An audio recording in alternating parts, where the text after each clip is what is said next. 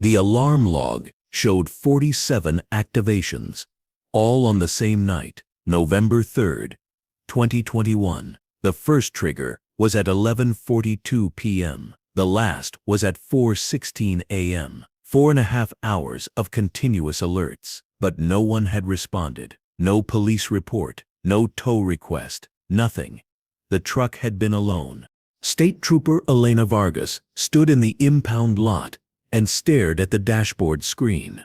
The Volvo Semi had been found 3 days ago on a dirt access road off Interstate 15 in Utah. The truck had been buried under sagebrush and tumbleweeds. A rancher clearing his fence line spotted the cab roof. He called the county. They excavated the truck and ran the plates. The registration belonged to Marcus Flynn. He had been reported missing in November 2021. 4 years ago, Vargas climbed into the cab. The interior was coated in dust. The seats were sun-bleached, but the electronics still worked. The battery was dead, but when she connected a portable power source, the dashboard lit up. The alarm system was older, basic. It logged door openings, motion sensors, and tamper alerts. Vargas pressed the menu button. The screen displayed the log. She scrolled through the entries. 47 alerts, all within 5 hours. The first alert was coded as motion detected near the driver's door. The second was door ajar. The third was motion detected near the trailer. The pattern repeated. Motion door, over and over, like someone had been circling the truck, opening doors, triggering sensors, but the log showed no alarm. Silence command. Marcus had not turned off the system. He had let it run, or he had not been able to stop it. Vargas photographed every entry. She checked the system settings. The alarm was connected to a cellular module. It should have sent alerts to Marcus's phone. But Vargas checked Marcus's phone records. His phone had been active until 11:38 p.m. on November 3rd, 4 minutes before the first alarm. Then the phone went offline. Permanently. Vargas wondered if Marcus had turned off his phone, or if someone else had. The freight company Marcus worked for was still in business. Vargas contacted the dispatcher. The dispatcher remembered Marcus. She said he had been hauling a load of industrial equipment from Nevada to Colorado. His last check-in was November 3rd at 9:47 p.m. He said he was stopping at a rest area near mile marker 118 on Interstate 15. He would resume driving at 6 a.m. The dispatcher had confirmed. Marcus never checked in again.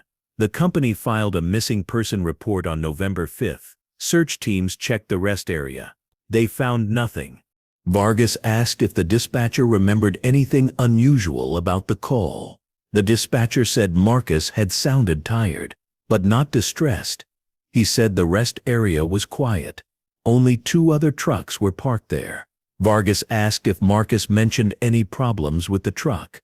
The dispatcher said no, everything was fine. Vargas thanked her and hung up. She returned to the alarm log. She studied the timestamps. The alerts were not random. They followed a pattern. 3 alerts. Then a pause. 3 more alerts. Another pause. The pauses ranged from 8 to 15 minutes. Vargas contacted a security systems expert. She showed him the log. The expert said the pattern suggested someone was testing the system, trying to trigger it, then waiting to see if anyone responded. When no one came, the person triggered it again. The expert said it was a common tactic for thieves. They would set off an alarm intentionally. If the driver did not respond, they knew the truck was unoccupied, or the driver was incapacitated. Vargas checked the trailer. It was detached, parked 50 feet from the cab. The doors were open. The interior was empty. The freight manifest showed Marcus had been hauling machine parts, heavy items, the kind that required equipment to move, but there was no equipment nearby, no tire tracks. The access road was narrow, barely wide enough for one vehicle. Vargas walked the road for a quarter mile. No other tracks, no signs of another truck. She returned to the cab and examined the driver's seat. The position was adjusted for someone around 6 feet tall. Marcus's height. The sleeper berth curtain was drawn. Vargas opened it. The bunk was unmade. The pillow was indented, like someone had been sleeping, but there was no sleeping bag, no blanket. Vargas checked the storage compartments. Empty. She checked under the seats. She found a water bottle, half full. She unscrewed the cap and smelled it. No odor. She bagged it as evidence. Vargas found Marcus's logbook on the passenger seat. The pages were brittle. She opened it carefully. The last entry was November 3rd.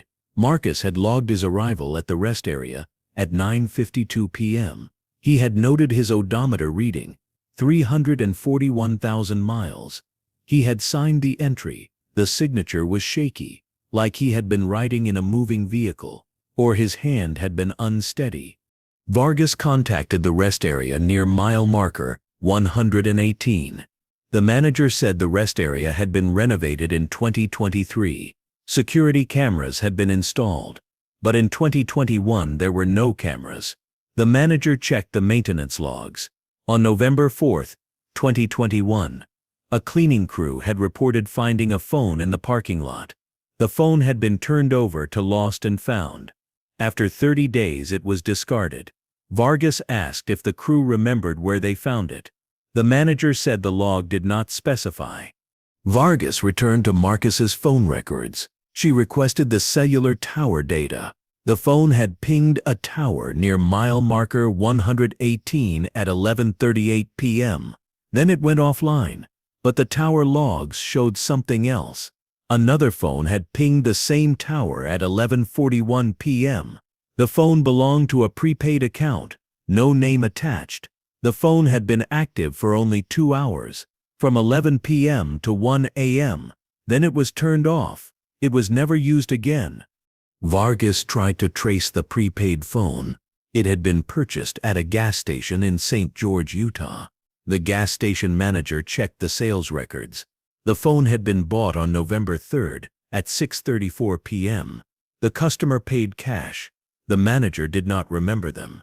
Vargas asked if the gas station had cameras.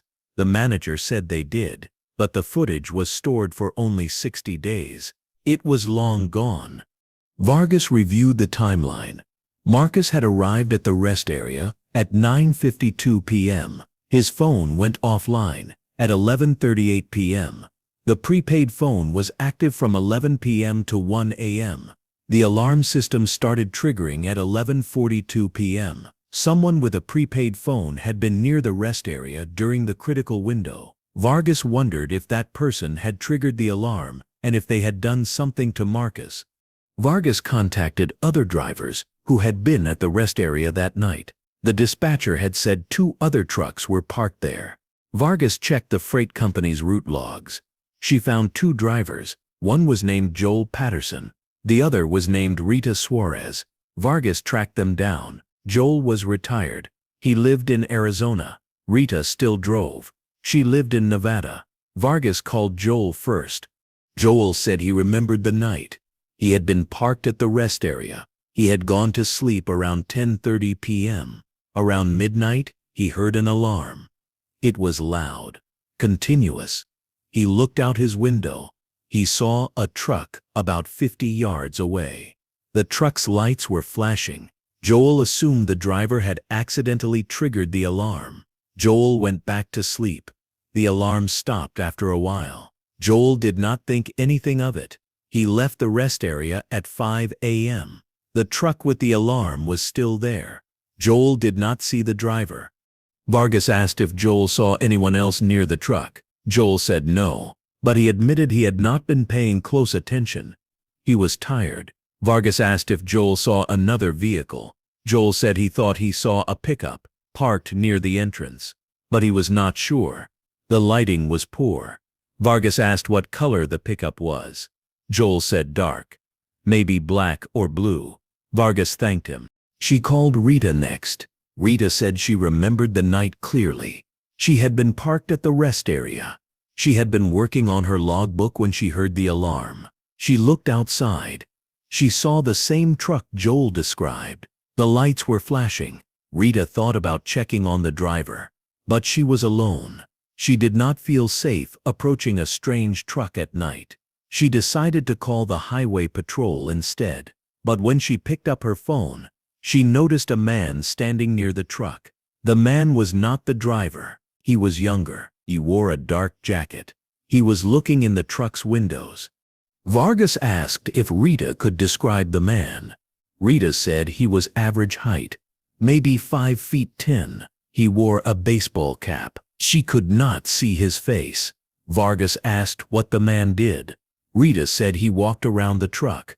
He opened the driver's door. He climbed inside.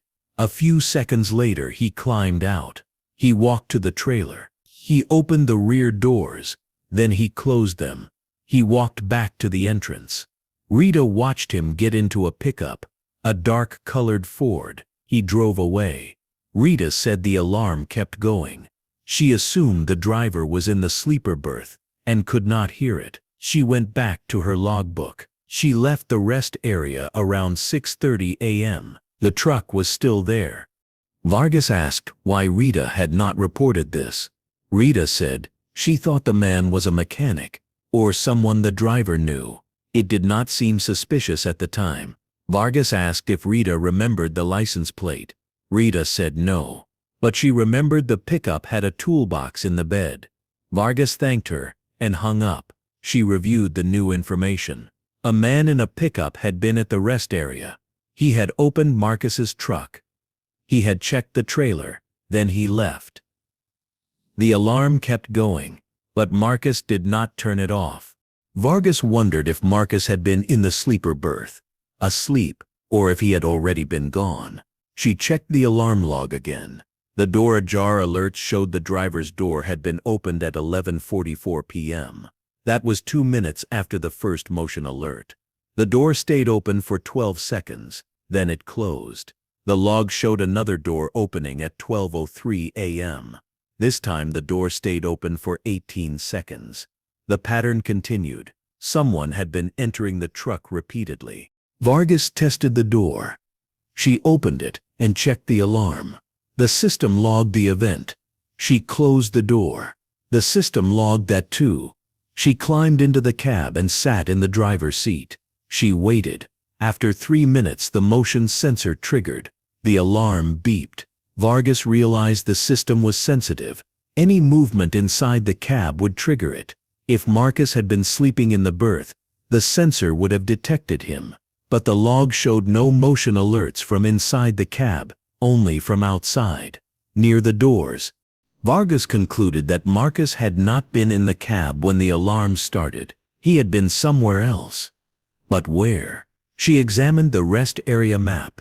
The rest area had restrooms, a picnic area, and a walking trail. The trail was short, less than half a mile. It looped through a grove of juniper trees. Vargas drove to the rest area. She walked the trail. The trees were dense. The ground was rocky. She searched for signs of a struggle or a body. She found nothing. She contacted the county search and rescue team.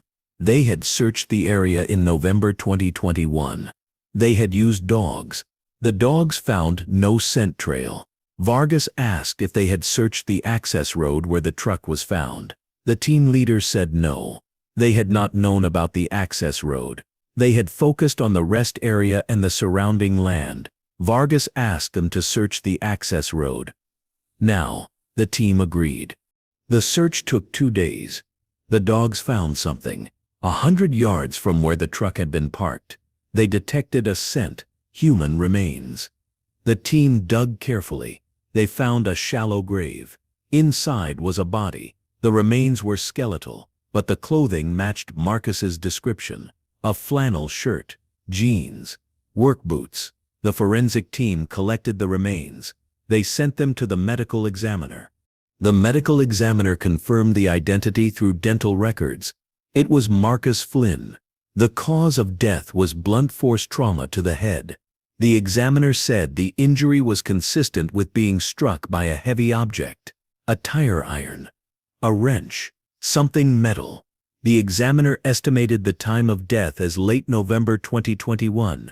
The remains showed no signs of defensive wounds. Marcus had been struck from behind. He had not seen it coming. Vargas reviewed the evidence. Marcus had been killed. His body had been buried. His truck had been moved to the access road. The cargo had been stolen, but the alarm system had recorded everything, or at least the timeline. Vargas wondered why the killer had not disabled the alarm. Maybe they did not know how, or maybe they wanted it to keep going, to make people think Marcus was inside, asleep, or ignoring the noise. Vargas checked the alarm log one more time.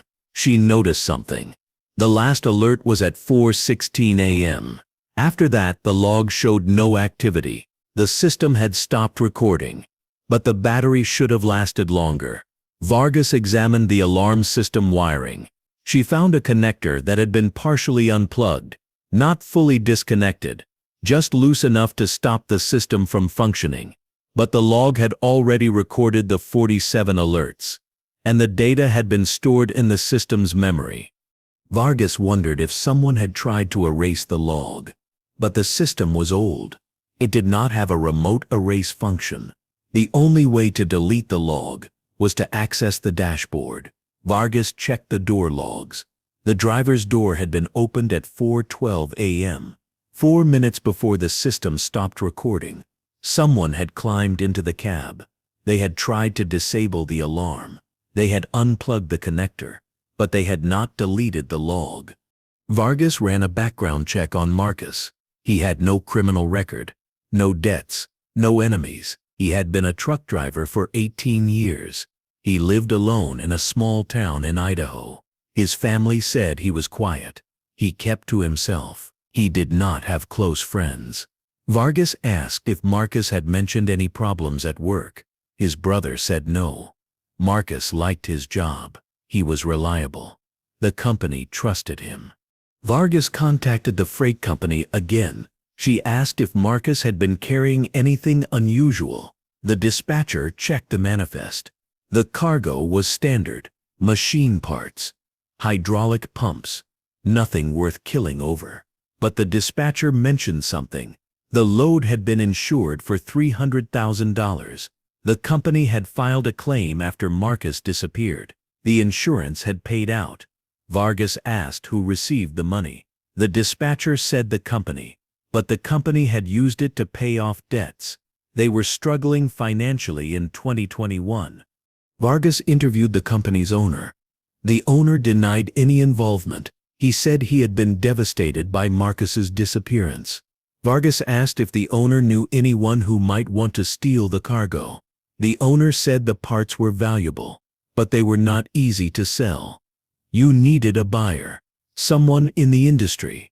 Vargas asked if the owner could provide a list of potential buyers. The owner said he would try. A week later, the owner sent a list. 7 companies, all in the western states. Vargas contacted each one. 6 companies said they had not purchased any machine parts from unauthorized sources in 2021. The 7th company did not respond. Vargas visited them in person. The company was a small operation in Nevada. The owner was evasive. He said he did not keep detailed records. Vargas pressed him. She showed him photos of the machine parts from the manifest. The owner went quiet. Then he admitted he had bought similar parts in late 2021 from a man he did not know. The man had offered them at a discount. The owner had paid cash. He had not asked questions. Vargas asked for a description of the man.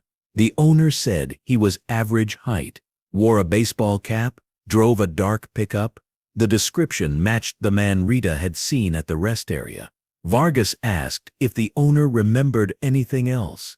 The owner said the man had a scar on his left hand, between the thumb and index finger. Vargas took notes. She asked if the owner had seen the man again. The owner said no. The man had delivered the parts and left. The owner never heard from him again. Vargas ran a search for men with scars on their left hand. The database was too broad. She narrowed the search. She focused on men with criminal records. Men who lived in Utah or Nevada. Men who owned dark pickups. The list dropped to 23. Vargas reviewed each profile. One name stood out: Kevin Aldrich. He had been arrested in 2019 for theft. He had stolen tools from a construction site. He was released on probation. His driver's license photo showed a scar on his left hand. Vargas tracked Kevin down. He lived in a trailer park outside of Cedar City, Utah. Vargas knocked on his door. Kevin answered. He matched the description.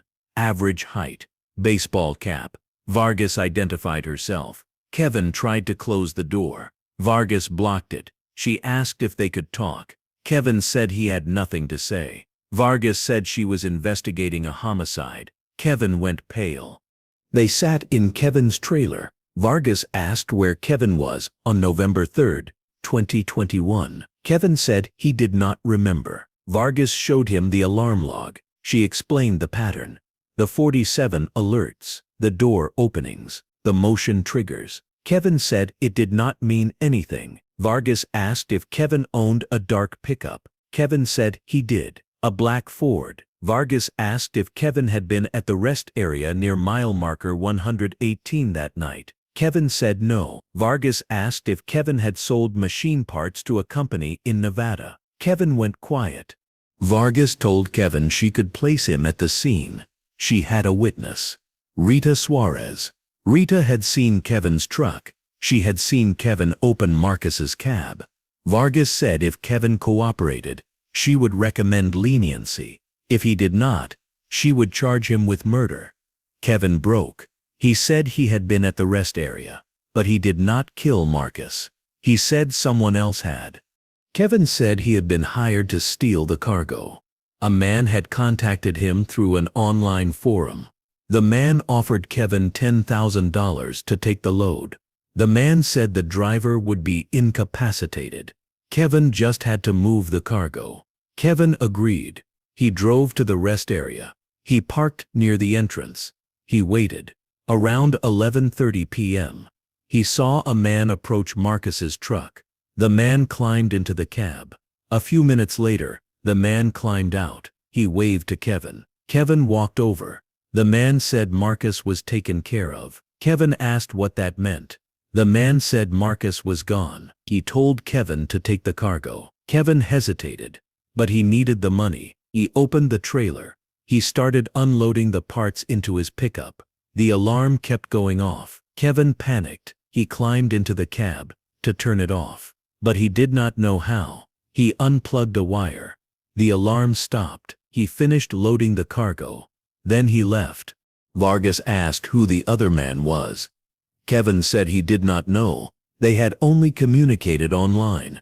Vargas asked what the man looked like. Kevin said he was taller than Kevin, maybe 6'2". He wore a dark hoodie. Kevin did not see his face. Vargas asked if Kevin saw what the man did to Marcus. Kevin said no. When Kevin arrived, Marcus was already gone. Kevin assumed the man had knocked him out. Kevin did not think Marcus was dead. Vargas did not believe him, but she moved on. She asked where Kevin sold the parts. Kevin gave her the name of the company in Nevada, the same company Vargas had already visited. Vargas arrested Kevin. She charged him with theft and accessory to murder. Kevin's lawyer negotiated a plea deal. Kevin agreed to testify against the other man. But Kevin did not know who the man was. Vargas was at a dead end. She reviewed the online forum where Kevin had been contacted. The forum was encrypted. The messages had been deleted. The forensic team could not recover them. Vargas returned to Marcus's phone records. She checked his call history.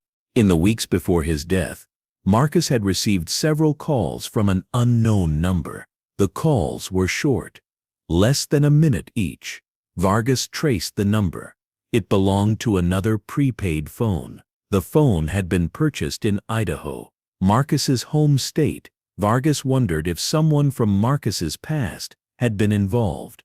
She interviewed Marcus's family again. She asked if Marcus had any enemies. His brother mentioned something. Marcus had testified in a court case in 2020, a fraud case. A trucking company had been accused of falsifying logs. Marcus had been a witness. The company was found guilty. The owner was fined. The company went out of business. The owner blamed Marcus. He said Marcus had ruined his life. Vargas asked for the owner's name. The brother said it was Leonard Cross.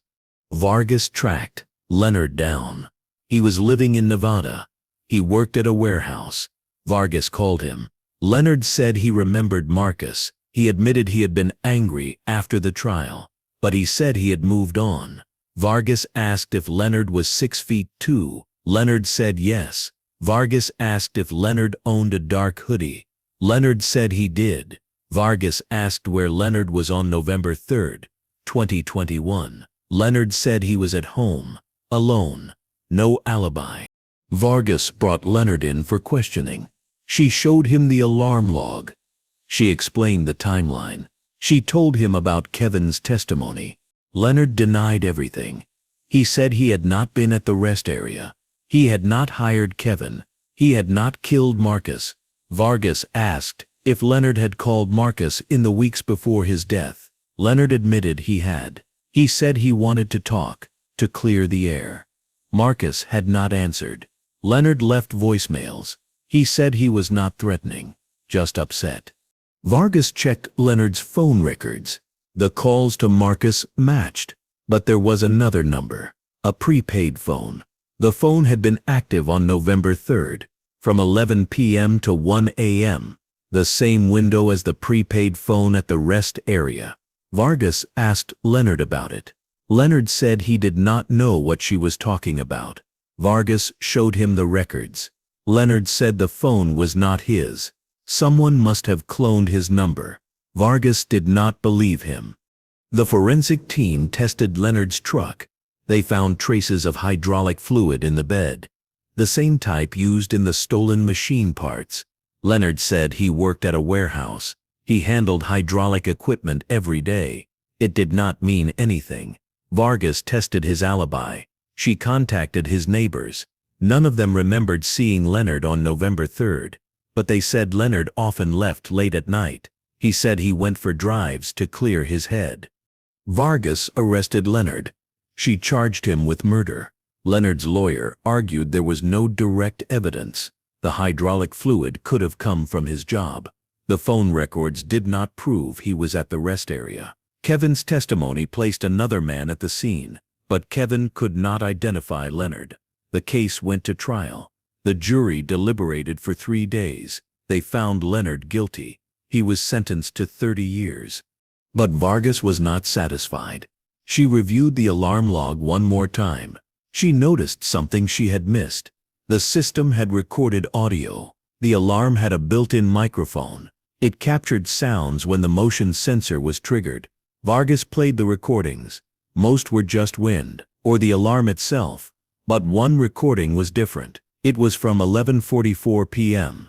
The moment the driver's door opened, Vargas heard footsteps, then a voice, muffled. The voice said something. Vargas played it again. She turned up the volume. The voice said, "He's in the trees. Don't take long."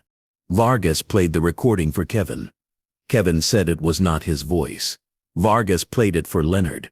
Leonard said nothing. Vargas sent the recording to a voice analysis lab. The lab compared it to Leonard's voice samples. The match was 78%. Not definitive, but likely. Vargas felt the case was solid, but she wondered about the words. "He's in the trees." Marcus's body had been found near juniper trees, 100 yards from the truck. Leonard had known where Marcus was. He had told Kevin, but Kevin said he did not see Marcus. Vargas realized Kevin had lied. He had known Marcus was dead. He just did not want to admit it. Vargas re-interviewed Kevin in prison. She played the recording. Kevin broke down. He admitted he had seen Marcus. Leonard had dragged the body into the trees. Kevin had helped load the cargo, while Leonard buried Marcus. Kevin said he was scared. Leonard had threatened him, said if Kevin talked, he would end up like Marcus. Kevin agreed to update his testimony. The prosecutor added more charges. Kevin was sentenced to 25 years. Marcus's family held a funeral. They buried him in Idaho. His brother thanked Vargas. He said knowing the truth helped. Even if it hurt, Vargas attended the service. She thought about the alarm log. 47 alerts. 4.5 hours. No one had come. If someone had checked on the truck that night, Marcus might have been saved. But fear or indifference had kept people away. And the alarm had just kept going, recording everything, waiting for someone to listen. Some mysteries solve themselves when the machines remember what people tried to forget.